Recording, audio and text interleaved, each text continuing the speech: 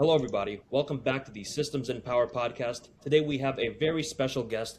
He's an assembly member from the 31st Assembly District of the New York State Assembly and a Queens College alumni. Please welcome Khaleel Anderson. Thank you so much for coming. Thank you so much for having me, Moses. It's great to be on. Thank you so much. How's everything been for you, by the way? Well, it's been an interesting off session. As you know, we gavelled out of legislative session back in June. And so now I'm back in the district doing the people's business, doing the people's work, attending events, making sure that I meet constituents in their cases where they are, community members, we like to call them. And also just a flurry of different happenings, both personally, both professionally. So I would say it's definitely been exciting, exhilarating, but also ever changing, ever evolving. Awesome. And one of the things that I looked at what you were doing, and I know that you recently sponsored a bill that passed both both houses of the state legislature, the state assembly, and the state senate. And right now, all it has to be done is basically just get signed by Kathy Hochul to get put into law. Could you, I guess, go back and reflect on how it was like having to navigate the assembly and the senate and seeing how the bills get passed all the way back up in Albany? Yeah, I would say that this year Moses was particularly successful in the sense that we were able to get, I think, 5 or 6 two-house bills passed, meaning that they both passed the Senate and the Assembly, and are in waiting to reach the governor's desk at some point before December 31st, which is the end of the year. And one such bill that I think you're talking about is Assembly Bill 8313. And what that piece of legislation would do is it would require the New York City Housing Authority to let residents know of resident management corporation programs that are available to residents who want to literally start their own management corporations to help better manage and supervise the buildings in their development. Mm. When you were making sure that went through the assembly, did you have to find yourself in ways that you had to build coalitions with other members of the assembly, especially out? I know it's I know right now it's managed under Carl Heastie, who is the speaker. Did you have to find yourself you had to work with a lot of different types of people? How did you overall navigate all that? Well, I think, and that's a really good question. I think that a lot of the work that we do in the legislature is collaborative. Like, there's no one man or one woman on an island in the legislature that really need each other in order to pass legislation. So I found myself building coalition with many different members who have public housing in the district, some that didn't have public housing in their district, building coalition even with NYCHA to get them on board, to get them to understand that this legislation is not harmful, it's merely informative, and it can be done through their resident engagement unit that already exists, among other levers and fixtures that exist within the agency. So this one was difficult, but it definitely required a lot of coalition building, organizing, talking to my colleagues, building community, building collaboration, then going to the Senate and making sure that we did the same thing. Hmm.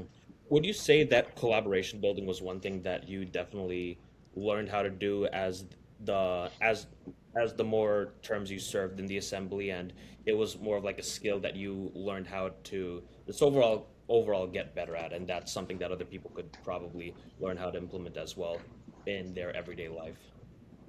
Well, I think before being an assembly member, I was a community organizer. So I was always Mm. used to building coalitions, fighting the powers that be, trying to make sure that our neighbors had something to eat, both literally and figuratively. And so coalition building is something that I've come to this work as a legislator with, in understanding that battles are best fought when we all move together, and that we enlighten the populace or the impacted individual or impacted individuals, is better said, to understand the collective struggle, the collective goal, the collective realization. Mm. You said that you were a community Yeah. organizer before you were in in the state legislation. How Yeah. was your early involvement in politics, like whether it was in high school or back in college or after you graduated? Like what like where did it all begin? Kind of a little bit of your origin story in a way. Yeah. I'll give you the short and quick.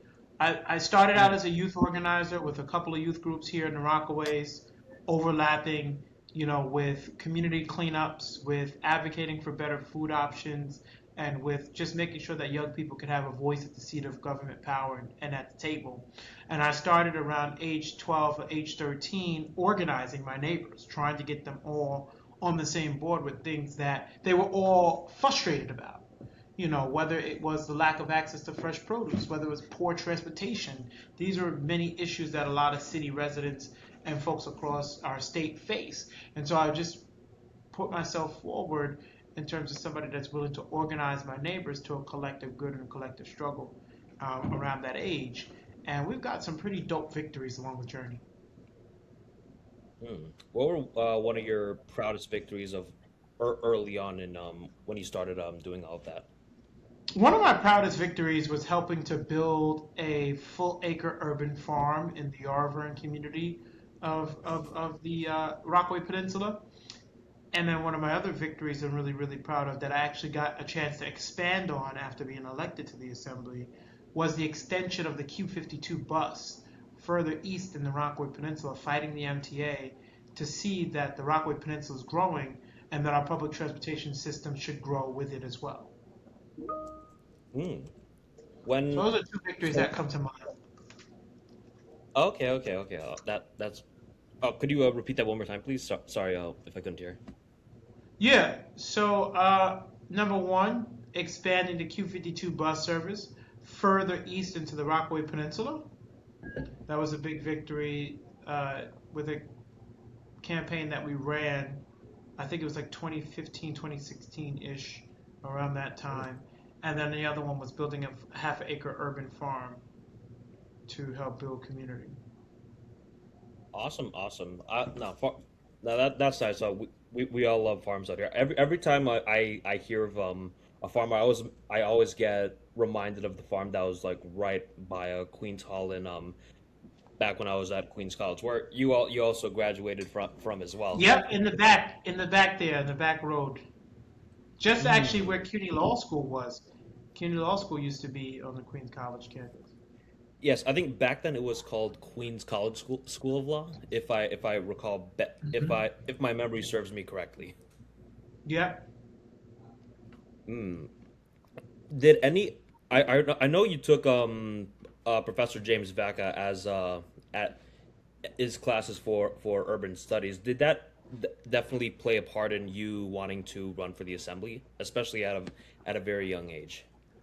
I think Council Member James Vaca is one of the most inspiring figures that we have as individuals who are in government for the right things, trying to do the right things for people who have historically been left behind and forgotten about. And so when I think about my time taking, I think I took three of his courses. Um, I had an opportunity to learn about government administration. I had an opportunity to learn about how systems function, what's supposed to happen versus what is happening, and how the politics may serve as a ping pong, literally and figuratively, between making sure that people get exactly what they need. And so that's a real challenge, and I had an opportunity to learn it. The guys, a stand up guy, stand up comedian as well. Always has tricks up his sleeve, but also just genuinely an honest person. So I had an opportunity to learn and study and be mentored by him in his time serving as a distinguished lecturer at Queens College. Awesome, awesome. He is a great guy to be around. He gave you a bit of a shout out in episode one, by the way.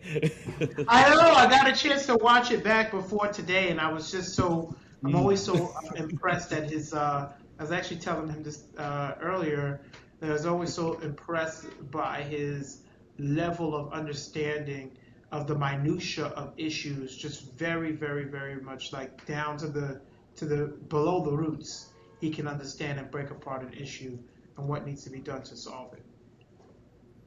Oh yes, no, I think definitely the impact that he made on a lot of people who wanted to work in government or get into elected office is really, really huge. I think at this point, like half of everyone who works in the public sector at least has some sort of connection to him. Yeah. Yeah. As he'll say, we'll What have to see. I said, as he would say, we'll have to see. we we I think the what came to mind whenever he says that he's he likes to play humble, but we love him for that though.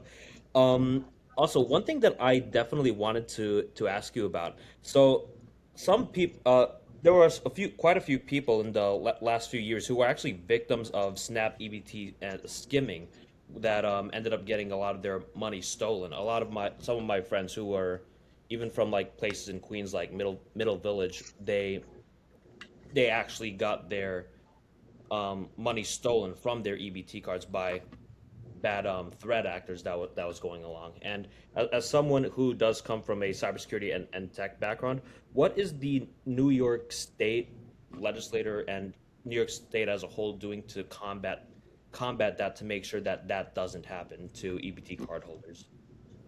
Yeah, thank you for that question. This is an issue that's near and dear and personal to me, as I've had family members who also were impacted by SNAP skimming, and as you mentioned, you had folks that are also impacted by it. It's one of the most cruel and destitute in terms of character a person can do to steal somebody's food out of their mouths, literally.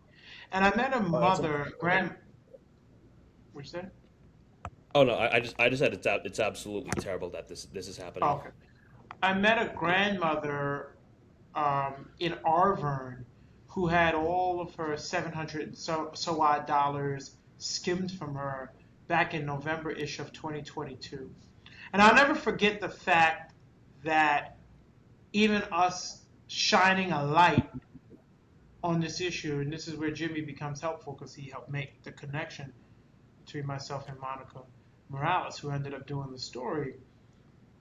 You know, the pain on a grandmother's face who has to feed her grandchildren of having to lose millions of dollars in or thousands of dollars, hundreds of dollars on the individual level, but overall, in the grand scheme, it was millions of dollars that was lost due to no fault of the client's own, but because somebody saw it right to take food out of the mouths of children and elderly and seniors. And so when we found this out, we hopped up, we worked with, again, going back to that coalition thing, we worked with some of my colleagues in government to build coalition and try to figure out ways to help our neighbors. And then we introduced some legislation, and then we worked on a few working groups and helped build some working groups to focus on this issue. So it's really a disgraceful thing. And just to circle back with your original question, what the state of New York needs to do is put chips on every single SNAP card, just like we have chips on each debit card or credit card. And the chip technology can help to battle back against bad actors. Hmm. Is this uh in terms of a coalition building, could you if you don't mind me asking, of course, Yeah. describe like what was like the process going on like in the state legislature to bring this up to light because and EBT skimming is a very big issue, especially for working people of Queens and people who are overall struggling. And it's, in my opinion, it's a very, very sad to see that there are bad actors like this who are just willing to scam people and take money from them when this is literally something that they depend on and are trying to get a get a leg up, but these Yeah, bad actors are literally preventing them from doing putting that. food on the table. That's right. Yes. And so, like to that point, in terms of the coalition building, I found it rather easy because you had elected officials that were facing the same issue in their districts and didn't know how to kind of deal or didn't know, the next steps in terms of helping, their community members or thought they knew the next steps. And the systems of bureaucracy have a way of ruthlessly saying no to anything in its path. And so, we worked together to talk to some of our other colleagues, assembly members and senators who had faced similar issues in their district. And we wrote letters, we held rallies and demonstrations. We partnered with groups like Food Bank, City Harvest, and many other entities to help propel the issue of SNAP skimming so that we can really truly focus on saving the economic, uh, both the economic aspect of SNAP, but also the social, the emotional, the pain aspect of having your food source, your primary food source, taken from you at any given point of the month. Hmm. Okay, that's really nice to hear, and I'm glad that you were able to work with a lot of other organizations like City Harvest. I remember back when I was doing the SYP program back when I was in high school. That's how I got to learn a lot about the issues that were going on, and also a lot of the food banks and the services that were being offered. And City Harvest was, funny enough, the first one that I went that I got to actually visit, and I got to visit the facility when I was I would think I was about like 14 or 15 years old, and Nice. that organization has definitely left an imprint on me still to this day. Awesome. Yes, and one other thing that I definitely wanted to ask if you had any input on this. I know Governor Kathy Hochul, she just passed a moratorium on data centers that are in New York State as a whole. And as someone who's a New York State legislator, is a New York State assemblyman, what is your take on, I guess, seeing the whole process of this going along? Because I Yeah, do believe you do sit on some of the committees that did overlap in this coming into light. yeah. Look, I think that data centers needed to be paused for a brief time to study the issue and the impacts, the environmental impacts of the neighboring communities that are impacted by these data centers. In addition to that, another governor released or was going to release, if she hadn't already, an executive order that kind of looks even deeper into this issue, which I had some challenges with initially, but had an opportunity to understand some of what the governor's intentions was. But essentially, we can't have data centers providing us one, the critical things that are needed in basic research, your Google searches, your Yahoo searches for those who still do, and and all of that is powered in part by data centers. And so the water usage, the electricity usage, all of this needs to be studied. The emissions, all of this needs to be studied in a way that makes sure that we're being environmentally responsible and responsive to the needs of neighbors. So I'm for the moratorium and I supported the moratorium. And my hope is that outside at the end of it, we can come up with a way in which to protect New Yorkers. Okay, awesome, awesome. I definitely see the part where there's a lot of people who are for the moratorium, because there is definitely a lot of environmental impacts that it does have, especially on the water. I think the average data center, I'm just coming up on this on the top of my head. It uses about like 50 billion gallons of water per I get per hour of usage. I could be getting that wrong, but that's roughly just at the top of my memory. And because I know there is a lot of other people who also do raise concerns on data centers in terms of that, oh, it's going to stop AI innovation, especially in this AI boom. But I definitely see the argument for it, because at least from what I see, is that we need to be smart about things. We can't be reckless, and even if it means taking a pause at it briefly, we can still find ways to move forward in the future, but in smarter and controlled ways. Yeah, Yeah. without a doubt. Also, one thing that I also definitely wanted to ask you about was when you first originally ran. That was during the COVID pandemic. How was how was that experience like? Because I know during that time period, everything got kind of thrown into a frenzy, and no one really knew what to do. And so Yeah. the obvious ways of how normally people would campaign for an election was much more different. What was this going to be a lot more different? How was that experience for you personally when you were running? Yeah, it was a lot different because at the time, for all these years, I had an opportunity to knock on other doors on doors for other people's campaigns, and their other political organizing that I had an opportunity and privilege to do. But then came my time to run, and I couldn't knock on doors because of COVID-19, and so we had to become creative.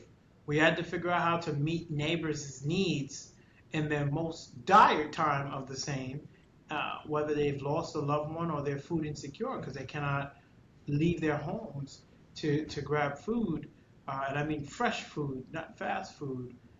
And so this really, really, really was a time for leaders to step up. It was one of the darkest moments of the time in which I had to live in this community, in this neighborhood. And so I find that whenever leaders step up during the darkest times, they're able to to show who they truly will be in a time of leadership. Mm. I remember back in the oh, sorry, did I cut you off?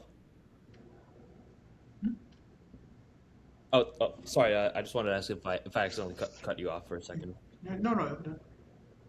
Okay, okay, okay. Because I remember Professor Vacco in the first episode, he said that you basically ran up against the like the original Democrat counties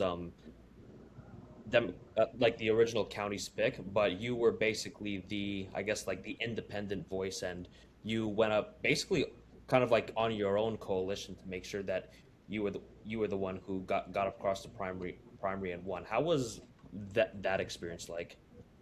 If that's fine with me asking, of course. Yeah, yeah. Look, I think that in 2020, when I ran for office, in 2019, when you know, I I originally announced my candidacy, I was always aiming for community support, right? I think community support is the most important way in which you win public office, right? Sometimes there are these mystical forces that have good track records of getting folks elected and so forth. But ultimately, you need to organize the people.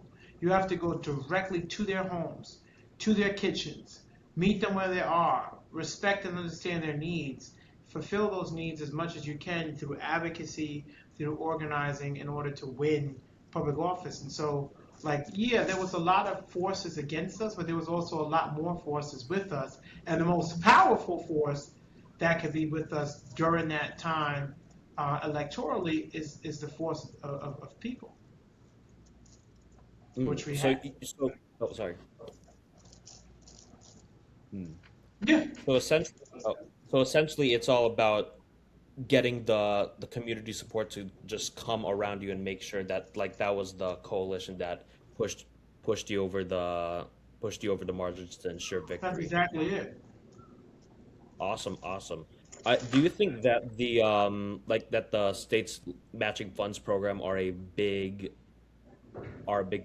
contributor to that because it a lot of people do like to point out that hey, it helps keep outside money outside of politics, but make sure that it all comes down to community support through small donations.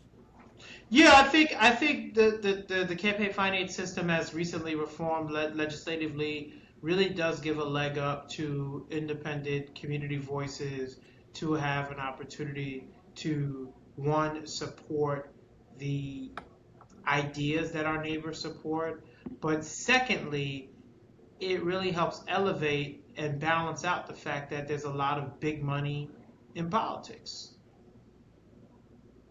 that are Mm, literally impacting politics. And so I support the elements of the system's concepts. Of course, there's a way in which to implement it a little bit better, but that's something that we've talked about legislatively, and we'll continue to do the same. Awesome, awesome. Definitely one thing that a lot of people have been criticizing is the amount of money that has been coming in outside of the community, and that I guess um, in a way, like there's like there are like the not so good mystical forces that are like pushing people over the line, but it's all about the community support at the end of the day. And in terms of when you were running during the pandemic, did you how was it like having to do, I guess, like a lot of things virtually, like virtual campaigning? Because a lot of like usually when people are there, they throw their events, they have their venues, or they do like their regular door knocking. How was it like bringing the community together during a pandemic where everyone was just kind of isolated and staying in their homes all day? I think it was challenging for sure. I think that it required a level of uniqueness. It required a level of like being outside the box. I mean, we found more of our time connecting with neighbors, doing food distribution, doing mass distribution, doing PPE distribution, because that's what our neighbors needed at that time. And so, working with mutual aid networks, working with our neighbors in the community, working with groups on the ground, we were able to help a lot of folks. So, it definitely was different from what I'm used to as an organizer, but certainly was something that needed to be done on the human side of things. People forget thousands of lives were lost during COVID 19. And so people are not focused on elections or politics or politicians. They're focused on how to meet their basic needs at that time. Mm. Okay, because that was always something that I found very interesting when people were running in elections during the pandemic, and it was really nice seeing people go outside the box. Because I know some people were doing like a lot of like virtual fundraisers and having everyone like join through Zoom or I don't know if anyone used WebEx at that point, but would you say that you still were able to build like a community virtually, even though like things were like everyone was like online and kind of like isolated still? Yeah, I mean, I would say that attendance was much better online than in person because everybody can access it, from their phones or from their tablets or from their desktops or laptops. So we definitely saw rallies and events that were better attended, than thought of because of this level of accessibility that was given. No, Zoom, that is sorry. I was gonna say Zoom, WebEx, my least favorite, Microsoft Teams, and so many other platforms, Google Meets. Oh, I'm in the same boat. I'm in the same boat. No, I don't think anyone here is a fan of Microsoft Teams. Yeah, I can't stand it. Oh yeah, every time I hear those, I don't know if it's the same thing for you, but you know, like when you hear like those Microsoft team pings, and you're like, you get like PTSD flashbacks for a little bit, and you're like, oh my Oh yeah. gosh, no. In terms of like, I guess like campaigning, the we recently just had a very high covered midterm election primary day, and we saw a lot of incumbents who were largely known throughout their communities get literally lose their primaries to I guess like what some might say outsiders or people who are just brand new in the game. What's your overall thoughts on the most recent primaries, and how do you feel about like things going like that in the general election, if you don't mind me asking? Yeah, so I mean, like speaking from the angle of current events, right? We picked up the newspaper, we read what's happening currently in current events, whether you read the Queen's Chronicle, Queen's Eagle, Rockaway Wave, whatever you decide to read and pick up. We saw that Queens really had a lot going on here in terms of primary elections, general elections, elections for judges, elections for different state legislative offices, etc. And I think that the challenge is that we have a post-COVID electorate that is looking to assert itself. The electorate itself is asserting itself. It's not the elected officials or the party or the organization they belong to, or their political affiliation. It's the people asserting themselves, saying that they want a certain caliber of elected official and expecting that caliber of elected official, you know, through and through, whether it is on a specific issue area or if it's on a specific circumstance or whether it's a policy position. The electorate is asserting itself. The electorate is no longer allowing the different powers that be in the same way to choose its leadership. It's saying that we want something a little different. And so we all have a duty and responsibility, again, no matter what party we're in or what affiliation we have, to respond to that, to meet people where they are, to hear why they're crying, why they're experiencing what they're experiencing, and so forth. Mm. With the so you're saying basically like the current electorate as of now, it's basically reshaping itself, and the current incumbents need to address and adapt. Absolutely. Mm. And Afford- address, adapt, but also, most importantly, understand why are people so angry?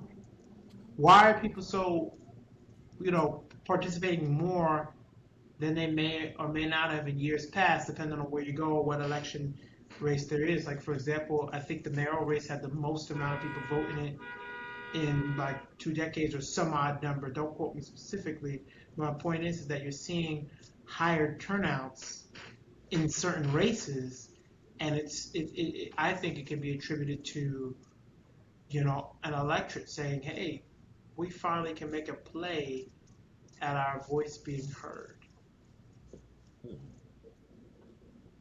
with the for younger people, especially people our age, you are one of the I believe it was at the time you were the youngest member of the state assembly ever elected, and people our age, I I notice, are largely bringing up concerns of affordability. The job market is not necessarily in the best position. A lot of people have been told to go to college and go go get your degree, but then there's no jobs out there waiting for them. The rise of the cost of housing just keeps on rising, and they feel that the current federal administration is largely ignoring them. Do you see this trend going on with people who are around our age? Because I'm turning 26 later this year, by the way. Do you Wow. think that affordability will continue to always be something that people our age will have to be always fighting for, and being like one of our biggest issues for a long time? It certainly should be, because the reality is that people are realizing that their dollar can stretch further elsewhere. And so young people, after we do everything that folks have told us to do, we go to college, we get married, we buy a home if we can afford, we do X or Y, Z, we're still in millions, if not billions of dollars in debt. It really impacts whether or not it makes sense to do these things. That's why you may see college enrollment rates dropping off, and less families being created, and less economic activity, primarily because people are fed up with a system that doesn't seem to hear its cries. Oh yeah, I think also with especially with big tech and the rise of artificial intelligence taking seemingly taking a lot of entry level white collar work. A lot of people who were told, "Hey, we should go to college, we should go to college," only to find out that their jobs have largely been taken away, and now they're upset at a system that has largely they we feel like has lied to us. And I think personally, my own personal opinion, I think this is going to be an issue that will be sticking with young people for a very, very long time. Agreed. Hmm. Agreed. What do you And young think? people really have to. continue to advocate for better conditions on the ground, because the conditions that we're experiencing now are not sustainable. They're not. And so that's real. I remember like this was even brought up back in like 2020. I remember going back to Andrew Yang's uh presidential run. He was saying that, hey, artificial intelligence is coming for us and we'll end up taking jobs, and now we're seeing all of that happen before our very eyes.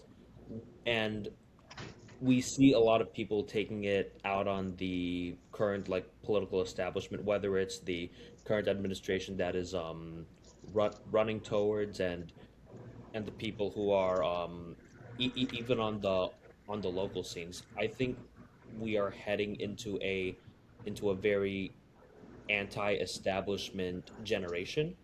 Would you say that that's the direction that we're heading towards, or would you say that there might be an alternative way that we might end up going towards? I think right now people on the ground are feeling that their kitchen table issues are not being talked about and discussed, and they're looking to go with any elected official that speaks to those issues and can show that they're competently able to deliver on the same. And so, yeah, people, but I mean, this comes also in ebbs and flows in terms of people waking up saying that they're not being treated fairly, they're going back to sleep, they're waking up and going back to sleep. When I say that, I mean politically. There's always been ups and downs in terms of how people express themselves, express themselves in terms of the disaffection that they're feeling as it relates to the system. So right now, it's coming by way of affordability, but years prior, it came by way of student loans and speaking on that specific subject matter of affordability. Years prior, it came on housing. Years prior, it came on community safety. So, these things evolve, and the more they evolve sometimes, the more they stay the same. Mm.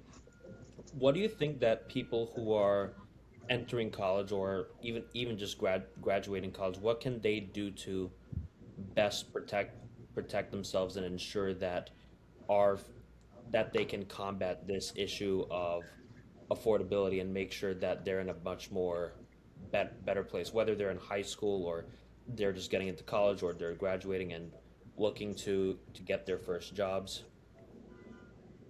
Yeah, I would say definitely saving is very important, but also, you know, making sure that the career that they're choosing or that they want to focus on or that they care about the most can align with their goals, their life goals, right?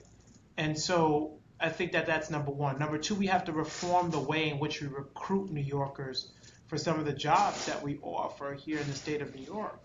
That's something that, young people can organize around. Did you know, Moses, that young people have among the highest demographically unemployment rate than any other demographic group in our state, full stop? Wow. It consistently between the ages of 16 to 24 hovers in the 20s and 30s. Now, these are 16 to 24-year olds that, are self-reported in many aspects and instances, but also the state keeps track of that data through the New York State Department of Labor. So this group, and then shortly behind it, African Americans, both have among the highest percentage-wise um, demographic group than any other group. And then, of course, we have Native Americans and then so forth, Latino brothers and sisters and so forth, in terms of unemployment. That's that's a very alarming statistic in my opinion. It's Wow. real. Yeah, especially with the direction of where people who are again like our age are, because this definitely impacts a lot of people. This definitely is very alarming in terms of the direction where the future is heading for young people. I know Mhm. I mean personally I'm someone who does like to stay optimistic, but when I hear the concerns of people our age looking into getting jobs and making sure that they want to have a future, because I think that everyone wants to raise a family, everyone would love to send their kids off to school, live an overall comfortable life. But right now, because of all of this that's going on, and they it seems that future is getting more distant and distant and distant the more we Yeah, see things yeah. like this going on. Yeah, and Moses, to that point, the American dream is slowly becoming an American nightmare for many people who either are immigrant of immigrant experience or are struggling to put food on the table or are entering into professions that once promised pensions and workplace protections are now are running skimp on that, and it's become a nightmare because we were told in the last generation and the generation prior that education is the key. So we go into school and we get thousands of dollars into debt, and then can't find a job in the industry that we're running in. And so the American dream has become the American nightmare for many people. And so the challenge that we are faced with, both as an elected official and as someone that is running a podcast or somebody who's an activist or an advocate, have is making sure that we understand people in their moment of pain and turn that pain into true purpose and resolution. And so solving people's issues is what we are focused on as and should be focused on as legislators. But additionally, it's important to make sure that we meet people where they are. I like that. I like what you said about meeting people where they are, because I think that some people, in terms of like when they're trying to get a message across, they want to portray their message, but what if their message definitely doesn't necessarily always align with the people that you're trying to preach it towards in a way. And I think that makes a lot of people our age feel that that many elected officials are, I guess, like out of touch with what's going on, and that their needs and things that we people like us have to deal with on a day-to-day basis are largely just being ignored, and kind of just goes on to a place of, oh, we are anti-establishment and we want to kind of like combat the system because the system is not necessarily serving people like us. And as you said again, and I think it would clip very well when you said the American dream is basically now turning into the American nightmare. It is becoming something that a lot of people are slowly drifting from, and is seeming more and more unattainable on a day-to-day basis. Yeah, and drifting in the sense that it's becoming ever so inaccessible. Unless you're born with a silver spoon in your mouth, or your family owned land at some point, um, and or there's a big business or a restaurant that your family's born into or something like that, it makes it increasingly difficult to make it in cities like New York and cities across the nation, because I think in part corporate greed has contributed a lot to some of the circumstances that we're seeing now. The fact that under this administration we've seen the corporate tax rate cut, when before this took place they were making money hand over fist, because Mm. people in the middle class, which is nearly ceasing to exist, are being saddled with student loan debt, home ownership debt, and everything else that comes with it. It's truly becoming a nightmare. And I have some solutions to some of these issues, but I'm going to continue to work as a legislator to try to solve the issues of my neighbors, but big time, big things that I think can solve not just Mrs. Smith's issue or Mr. Vasquez's issue, but every single New Yorker who needs to have a voice and a seat at the table, who have historically have not. Mm. What are some of the, I guess, solutions that you want to that you would like to see implement on a more macro level to be able to impact everyone as a state legislator? I mean, I think we need an overall redistribution of the wealth. I mean, the system is not working as it presently stands. What do I mean by that? We have individuals at the very top that are not paying their fair share, and we're feeling it in the middle and at the bottom. Whether you are a sanitation worker in New York City or you are a teacher, whether you are a community organizer or somebody that works for a nonprofit, the system is not working. It's not working. And so I've introduced legislation to help to address some of the symptoms and the roots of some of these things that are seemingly unfair.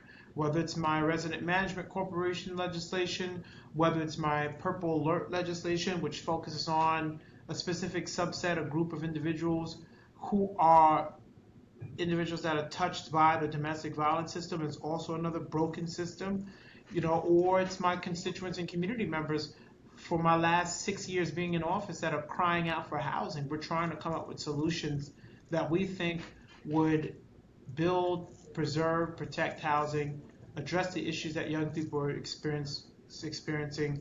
I have in the oven now, breaking news here, I have in the oven now a bill that would seek to ensure that the state provides housing post graduation to keep New Yorkers here after they've graduated from a New York university, a New York college, a New York institution of higher education.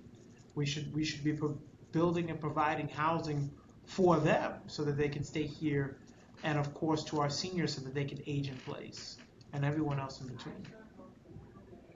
Mm.